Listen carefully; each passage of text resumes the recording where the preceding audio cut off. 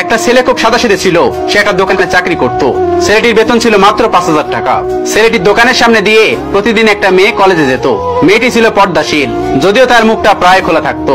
একদিন হঠাৎ ছেলেটির নজর পড়লো মেয়েটির দিকে। এভাবে বেশ কয়েকদিন যাওয়ার পর মেয়েটি বুঝতে পারলো ছেলেটি তাকে লক্ষ্য করে। মেয়েটি বাঁকা চোখে ছেলেটিকে দেখতে শুরু করলো।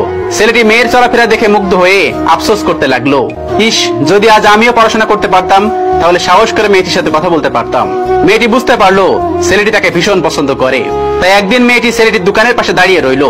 তখন দুপুরে খাওয়া দাওয়ার জন্য ছেলেটি বাইর হইলো। সে চায়ের দোকানে গিয়ে 5 টাকার একটা রুটি খেয়ে পানি পান করে আসতে লাগলো। তখন মেয়েটি তার কাছে গেল এবং বলল, তুমি ভাত খেলে না?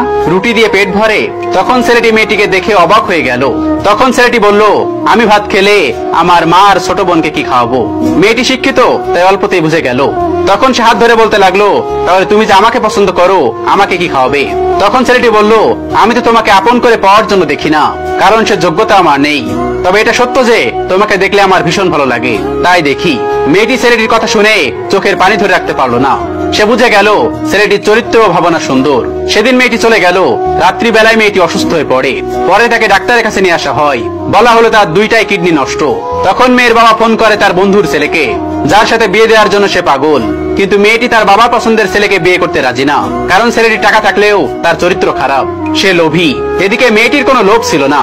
যাই হোক, জামাই আসার পর তাকে সব খুলে বলল, তোমার থেকে একটা কিডনি খুলে আমার মেয়েটিকে দাও। তুমি তো বলছো আমার মেয়েকে অনেক ভালোবাসো, তাকে পেলে তুমি ভালো হয়ে যাবে, তাহলে আজ পরীক্ষা দাও। তখন ছেলেটি বলল, আমি আপনার রোগা মেয়েকে বিয়ে করব কেন? আমার কি সুস্থ মেয়ের অভাব নাকি? এ বলে সে চলে গেল। বাবা তখন কেঁদে কেঁদে তার মেয়ের কাছে সব খুলে বলল। মেয়েটি বলল, বাবা তুমি কেঁদো না, একটা পথ এখনো আছে।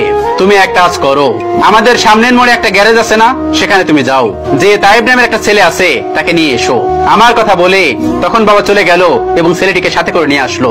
মেয়েটিকে দেখে ছেলেটির চোখ ভিজে পানি পড়তে লাগলো, কারণ মেয়ের বাবা তাকে সব খুলে বলেছে। তখন ছেলেটিকে মেয়েটি